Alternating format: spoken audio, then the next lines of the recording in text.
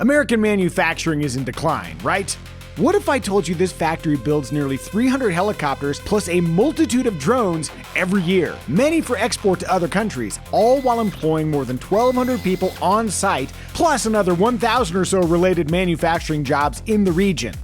And this factory doesn't simply assemble parts, it takes in raw materials to create parts. In fact, a full 85% of the work to build one of these helicopters happens inside this factory.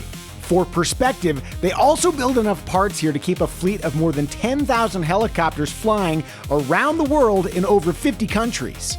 Oh, and the factory is the second largest employer in its home city of Torrance, California, a state known as one of the most highly regulated.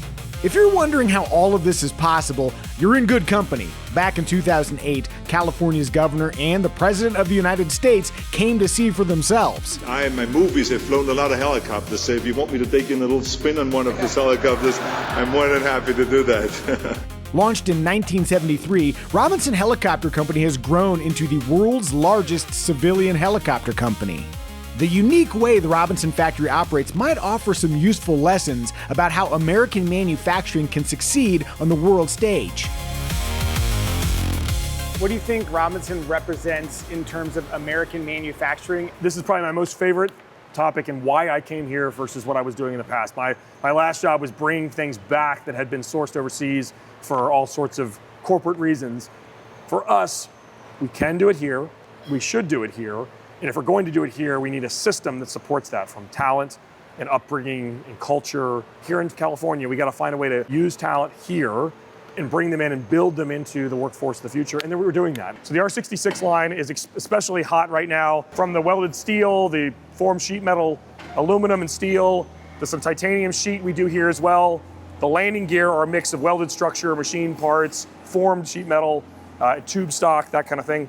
All this gets done on site, and then it gets manufactured from component to assembly in the buildings we're going to see as the tour goes on. This area behind us is tooling and prototyping. So when we talk about the R-88, which is a brand new helicopter, we build a lot of first run parts. This is part of the clutch shaft that will go into the engine. Also, we build all our own tooling. So the tooling is a key part of it, of making sure you control not just the making of parts, but how you make the parts. The gearbox area is a specialty form of subassembly that requires a lot of unique skills and a lot tighter tolerances. Amazingly, we build the most gearboxes, main and tail, anywhere in the world on a weekly basis. This area actually is where we take a structural tailcone, so the sheet metal tailcones that are actually the ones over on the left here, we turn it into the one on the right here. Antennas, lights, gearbox, drive shaft. We take an engine out of a box that looks not so different than what you see here, and then we do a lot of work to build it up, from a start system, from a cooling for the cylinders, a lot of things in the wire harnessing side. All that gets installed here. These are 44 and 66 hubs, 22 hubs, rotor pitch horns. This is a casting as it comes from the foundry.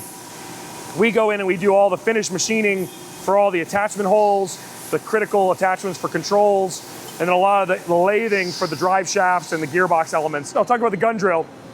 All of our drive shafts, and you can see some raw material of different stages. You can imagine when I say it's cut on a gun drill, what that's used for, large battleship turrets and things. If there's anything off eccentric about those, these things spin at such a high torque and frequency, they'll do damage to it on a fatigue level. Really expensive piece of equipment here and another one behind it that can do these types of cutting operations at great scale.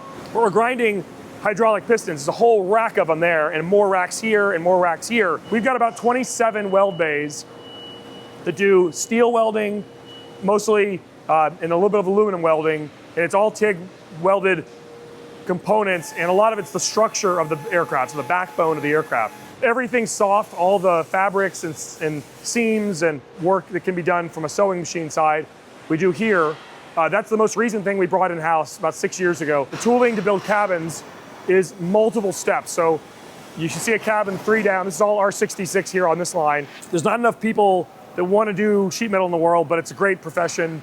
And we train people here on site to learn how to do this work well. Some people look at this and are like, gosh, there's a lot of material. Well, this cycles through every 2 days. So there's 2 shifts of inspectors that are constantly moving material through. The most recent vertical integration piece we've got is we had a vendor that was struggling to make a critical fastener for us, a nut actually. It was kind of a crazy idea for us to be in a position where we might have to delay customer deliveries because of nuts.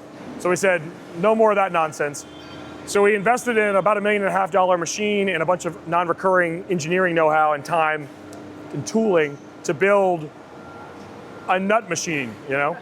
So this machine is a top-of-the-line Amada press that can build 7 million nuts a year, and it's like a machine gun. It goes bam, bam, bam, bam, bam, bam, bam, bam, bam, over and over and over again. And so to do that right requires everything to be perfect and aligned and sharp and clean and all that. So from November of last year to February of this year, we did the development, and we built 50,000 nuts in the end of February, which is enough for the year for that particular part number.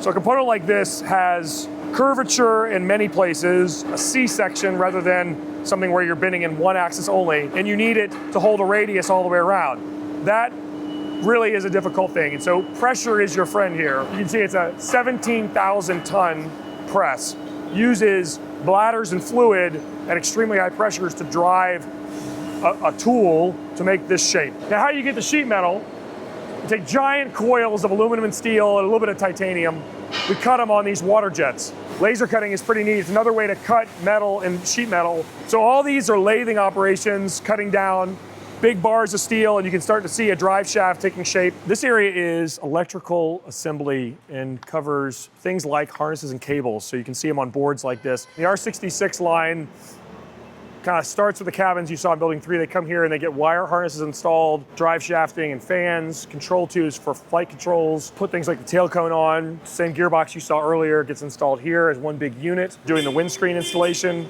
Paint is a multi-purpose paint area. Do full aircraft, we do panels, we do sub-assemblies like gearboxes and blades. Once an aircraft is built, it goes through a detailing process. If it's an export aircraft, it goes in this hangar.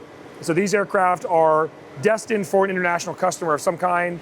And you can see it's a lot of product at any given point in time. This is constantly cycling as well. Aircraft going all over the world. So, recapping the keys to Robinson's manufacturing success, it operates at large scale with a highly talented workforce, creating efficiently designed products and tightly controlling every aspect of construction from the arrival of materials to the delivery of aircraft. Hollywood and sunny beaches get the attention, but Southern California is also home to large-scale FAA-grade manufacturing. If you need proof that American manufacturing can win at a global level, do like the Governor and the President did back in 2008 and come tour the Robinson Helicopter Factory in Torrance, California.